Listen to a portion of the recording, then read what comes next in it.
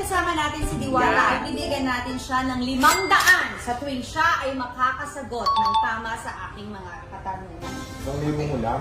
500 lang, bago tayo naman. Gusto mo naman, mamulubi na ako agad sa'yo. First question. Okay. Ano ang capital ng Philippines? Manila. Ay, 500 trulas to. Ay, talaga. 500. Ano ang spelling ng TBJ? TBG. TBG. Mali. Mali. J, hindi G.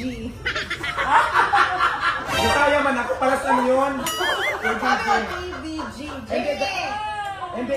Bisaya kasi ako, yung G at saka G isa lang yan. Oo. Ano-ano lang naging Sino ang pambansang bayani? Jose Rizal.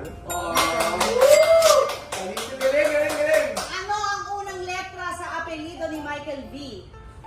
Michael V. Michael